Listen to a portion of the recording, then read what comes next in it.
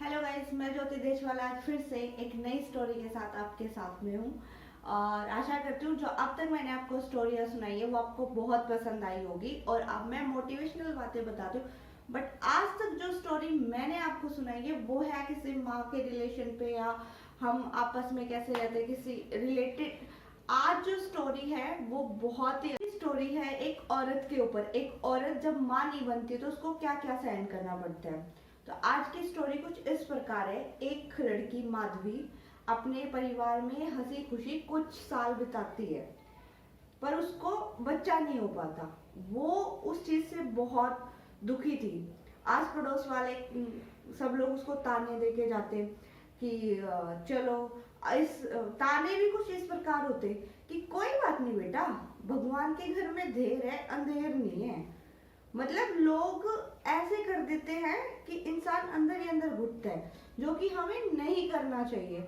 क्योंकि हमारी छोटी सी जिंदगी में बहुत कुछ होता है, और कई बार लोग हमें इतना भला बुरा बोल जाते हैं कि हमें भी नहीं समझ में आता कि हम क्या करें। और ऐसे तानों से उस माधवी की सास बहुत परेशान हो गई थी। एक बार माधवी के पड़ोस में किसी को बेटा हुआ, तो वो लेडी उस जिसको बेटा हुआ उसकी दादी, मतलब जो दादी बनी, वो माधवी की सास के पास आई और कहती है मुबारक हो पोता हुआ है। तो माधवी की सास को बहुत बुरा लगा, क्योंकि माधवी का एक छोटा सा परिवार था जिसमें माधवी की सास, माधवी के हस्बैंड और माधवी का ससुर और जेठ और जेठानी रहते थे। बट जेठ और जेठानी के पास दो बच्चे थे और माधवी के पास तो बच्चा था ही नहीं। और उसकी सास इस चीज को लेके बहुत परेशान हो गई थी। उस औरत माधवी को वो लोग बहुत कुछ बोलने लगे थे कि यार ये तो बच्चा नहीं करेगी, इसको तो बच्चा हो ही नहीं सकता। ऐसा मैं सभी से रिक्वेस्ट करती हूँ, ऐसा कभी किसी के बारे में नहीं बोलना चाहिए कि इसको बच्चा नहीं हो सकता या ये बच्चा नहीं। बच्चा भगवान की देन है, जब भगवान चाहेगा उस टाइम बच्चा होगा, ठीक है। बच्चे का होने का ये मतलब भी नहीं होता कि बिल्कुल भगवान पे ही डिपेंड हो जाओ। बच्चे टाइम के अकॉर्डिंग सारी चीजें मिलती है। पर लोग माधवी को आके ताने देते थे कि कोई बात नहीं बेटा, सबर का फल मीठा होता है, इस तरीके के सामने उसके घर में देर है अंधेर नहीं है। पर माधवी की सास ने ठान लिया था कि इसको बच्चा करवा के रहूंगी। मतलब जिद हो गई थी उसको। और उसको ये नहीं पता जब दाता देता है तभी सब कुछ होता है। तो एक बार फिर माधवी की सास उसके साथ में पता है क्या कर, माधवी की सास माधवी को बहुत सारे, वो कहते हैं ना, जो ब्राह्मण वगैरह होते हैं, जो पंडित वगैरह होते हैं उनके पास जाती, जो टूना टोटका करते हैं उनके पास जाती। मुझे ये बताओ, टूना टोटका करने वाले और ये ब्राह्मण पंडित, इनको अपना पता है? ये अपने बारे में जानते हैं जो ये दूसरों के बारे में बताएंगे? तो उनके पास लेके जाती, डॉक्टरों की दवाई देती। पर एक बार तो माधवी के साथ ऐसा हुआ कि उसने जो डॉक्टर की दवाई ली थी तो उसको 2 से 3 मंथ पीरियड्स नहीं हुए थे, और जिससे वो लोग बहुत खुश थे कि हाँ अब की बार तो बच्चा होगा।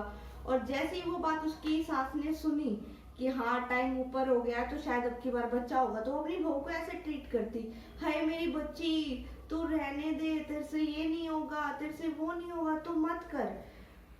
फिर 2 महीने जब ऊपर हो गए तो माधवी की सास उसको टेस्ट कराने के लिए डॉक्टर के पास लेके गई।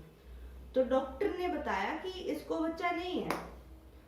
जैसे ही उसको घर लेके आए उसको ताने मारते, तेरे को तो नहीं होगा, तू तो ऐसी है, तू तो वैसी है, तू तो ऐसा ही रहेगी। प्लीज ऐसा किसी के साथ मत करा करो यार। बच्चा नहीं होगा तो इसका मतलब ये नहीं कि वो उसकी जिंदगी छीन ले। उसके पति को ताने दिए जाते थे कि इसको बच्चा नहीं होने वाला, तू एक काम कर, तू दूसरी शादी कर ले। पड़ोस की औरतें आती तो उसकी सास कहती कि क्या नाम है, मैं तो चाहती हूँ मेरे बेटे की दूसरी शादी हो जाए, पर ये मनूस माने जब ना। तो माधवी ने कह दिया एक दिन, कोई बात नहीं माँ, आप उनकी दूसरी शादी कर सकते हो। और ऐसा कहकर माधवी अपने रूम में जाके रोने लगी। उसका बेटा घर आया, मतलब माधवी का पति घर आया, तो उसकी माँ कहती है बेटा मैं तुम्हारी दूसरी शादी करूंगी। तो जब जब उसकी सास का बेटा मतलब माधवी का पति घर आता, तो माधवी की सास कहती है कि बेटा माधवी ने मुझे परमिशन दे दी है, तू दूसरी शादी कर ले, इसको तो बच्चा होने वाला नहीं। तो माधवी के पति को इतना गुस्सा आता है और वो माधवी के पास जाता है और उसके कान पे खींच के लगाता है और बोलता है मेरी जिंदगी तुझसे है, तू है तो सब कुछ है और तू नहीं है ना तो कुछ भी नहीं है। वो फिर कहते चलो छोड़ो, गुस्सा मत करो, कोई बात नहीं। फिर अगले दिन माधवी की सास एक पंडित के पास लेके जाती है। माधवी के ससुर पूछते हैं अरे इतनी सुबह सुबह तुम तैयार होके कहाँ जा रहे हो? वो कहते हैं कि मैं इसको एक पंडित के पास ले जा रही हूँ, वो बहुत जाने माने पंडित है, वो सब कुछ बता देते हैं। तो वो मंदिर में उसको लेके जाती है और वो जैसे मंदिर में लेके जाते पंडित जी से कहते हैं पंडित जी कुछ करो, मेरी बहू को तो बच्चा नहीं हो रहा है, मेरी बहू को तो बच्चे की जरूरत है, मुझे मुझे पोता चाहिए। मतलब एटलीस्ट उसके दिमाग में ये भी कि मुझे पोता चाहिए। बताओ, पोता ही सब कुछ है क्या? बेटियां कुछ नहीं है, बेटियां भी बहुत कुछ है। ये दिमाग अपने दिमाग से फितूर निकाल दो कि बेटी है तो घर में कुछ नहीं है और बेटा है तो घर में सब कुछ है। ऐसा कुछ नहीं है, बेटी भी बेटों के बराबर है। ठीक है, अगर बेटियां नहीं होती तो बेटे कहाँ से होते? तो इतना तो तुम भी दिमाग लगा लो। और मतलब बच्चा नहीं हो रहा, बच्चा भी चाहिए और बेटा चाहिए। तो पंडित ने उसको कहा कि माई सबर कर, सबर का फल मीठा होता है। तो बहू इस तरीके से इशारा करते हुए खुश होते हुए प्रसाद लेकर चली जाती है। फिर बहू के साथ क्या होता है कि बहू को एक दिन सुबह उल्टी लग जाती है। वो उल्टी लगी किसी और रीजन से, पर घर वालों ने सोच लिया कि नहीं इसको तो अब की बार बच्चा है और सब लोग खुश हो गए। पर ऐसा नहीं था। वो डॉक्टर के पास लेके गए, डॉक्टर ने बताया कि इसको फूड पॉइजनिंग है, इन्फेक्शन हो गया। उसकी सास घर आके फिर कहती कल मुई कहीं की, इससे कुछ नहीं होने वाला। और उसकी जेठानी जो वो इतनी शातिर, उसने क्या सोचा, उसने ये सोचा कि वो अपने पति को कहती है कि अच्छा इसको बच्चे ना हो तो मेरे बच्चों का सब कुछ हो जाएगा। मैं एक काम करती हूँ, इनको सलाह देती हूँ कि मेरे बच्चों को गोद ले ले। तो उसका पति कहता है माँ को कौन मनाएगा? बोला माँ तो चुटकियों का खेल में मान जाएगी, मेरा बाएं हाथ का खेल है माँ को मनाना। तो अच्छा जी, इतना मतलब इतना स्मार्टली दिमाग लगाने वाली औरतें, शर्म करो थोड़ी सी तो, कि उसको उसके दर्द को समझो। तुम भी किस माँ हो बच्चों की? अगर जो तेरे साथ है अगर वो खुशी उसके साथ भी हो जाए तो क्या बड़ी बात है, वो भी तो माँ बन सकती है।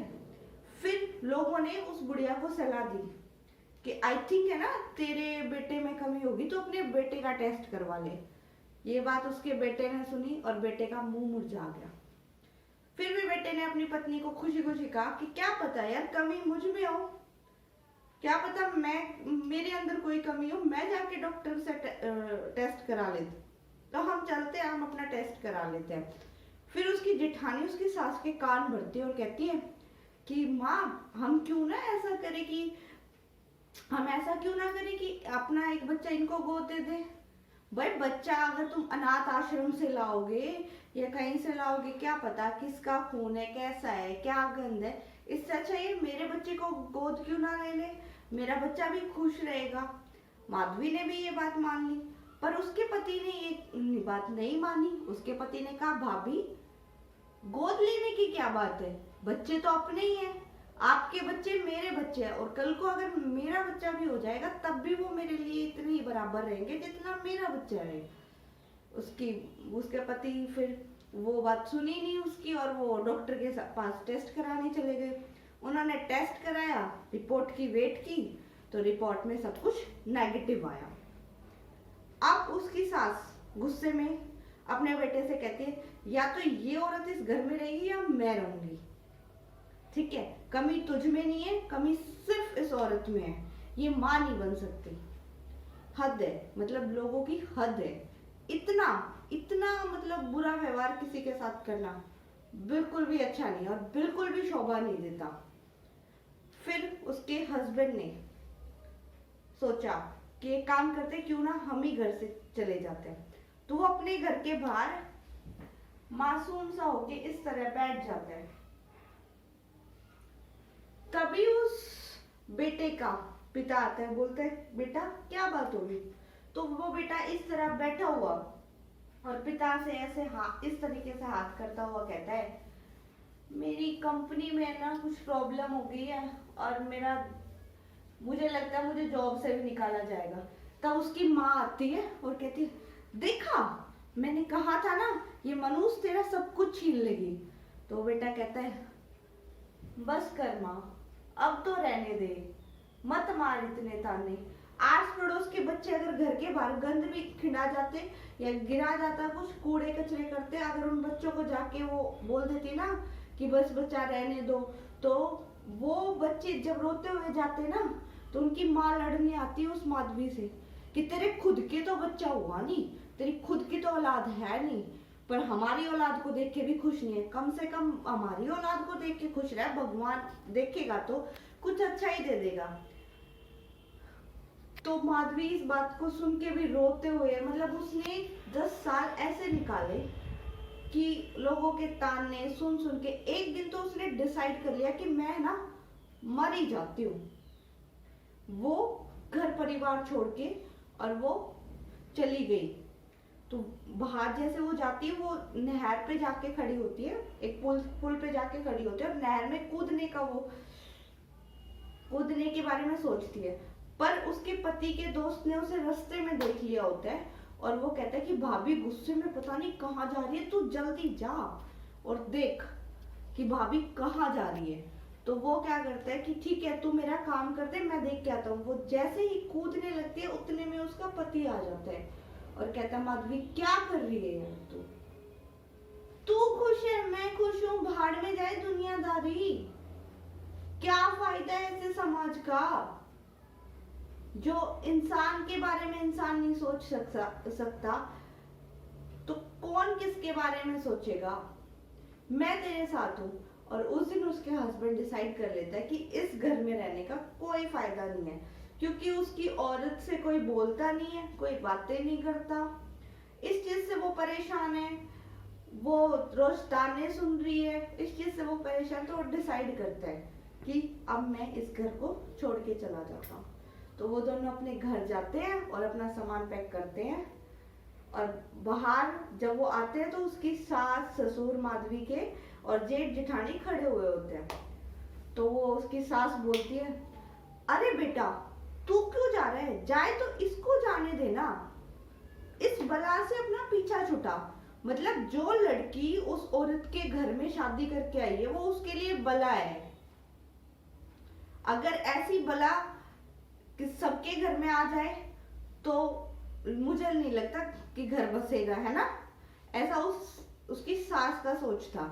लड़की माँ बन सकती है, कोई जल्दी माँ बनता है, कोई लेट माँ बनता है, ठीक है, माँ सब बनते हैं। और वो अपने बेटे को शिक्षा देती है कि इसको नहीं होने वाला कुछ भी, तू क्यों इसके पीछे अपनी जिंदगी खराब कर रहा है, तू क्यों घर छोड़ के जाती। तो उस बुढ़िया का पति कहता है जाने दे, इस घर में अब सुख शांति से रहना ना, तो यही इसी चीज में इसकी भलाई है, और बेटा तू जा और अपना जीवन अच्छे से व्यतीत कर। इतने में वो घर छोड़ के जाता है।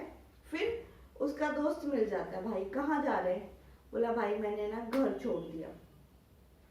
वो कहता फिर क्या, क्यों छोड़ दिया, किस वजह से छोड़ दिया, तू क्यों घर छोड़ रहा है। बोले रोज रोज के कलेश से मैं परेशान हो गया हूँ, मैं अपनी वाइफ के साथ खुश रहना चाहता हूँ, पर मैंने अपनी वाइफ का जो टेस्ट कराया था उसकी रिपोर्ट तो ले लियो, मैं इसको तब तक कहीं कमरा वमरा दे के सेट कर देता हूँ।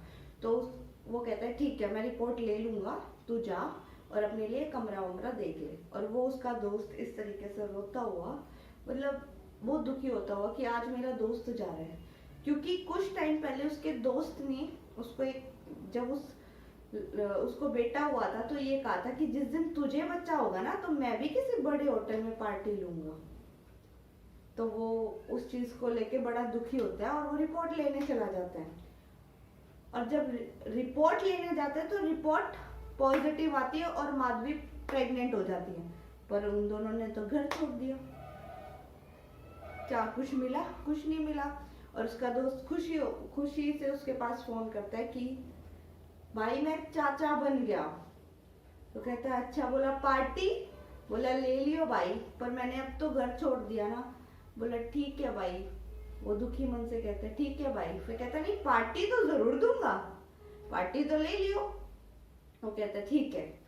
ऐसे वो फिर जाके अपने लिए कमरा ढूंढते हैं, और वो छोटे से घर में, एक छोटा से घर क्या एक कमरे में ही वो अपनी 9 महीने स्पेंड करती है। उसका पति उसे ऑफिस से फोन करता है कि कहाँ हो, कैसे हो, क्या कर रहे हो, खाना खाया कि नहीं खाया, क्या कर रहे हो। मतलब 9 महीने उसका पति उसकी केयर करता है।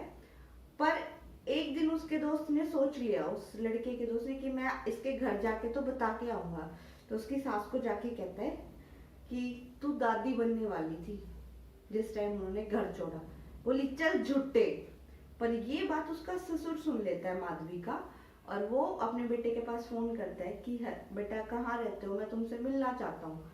वो कहता है हाँ पापा, मैं बस स्टैंड के पीछे वाली गली में रहता हूँ, तुम आ जाना किसी भी टाइम। तो उसके पापा कहते किसी टाइम नहीं, मैं अभी आ रहा हूँ और तुम मेरे को रिसीव करने आ जाइयो।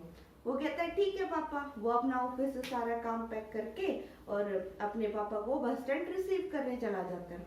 जैसे ही पापा घर आते हैं तो बहू आराम से लेटे हुए होती है और वो 9 महीने की प्रेग्नेंट होती है। तो बहू को देख के सास बड़ा खुश हो जाता है, वो ससुर बड़े खुश हो जाते हैं और कहते हैं कोई बात नहीं बेटा, तू लेटी रह, हम लोग बाहर बैठ के बात करेंगे। तो अपने बेटे से कहता है कि क्या मैं सपना तो नहीं देख रहा हूँ। बोले नहीं। बोला अच्छा इसको बच्चा होने वाला है। बोले हाँ इसको बच्चा होने वाला।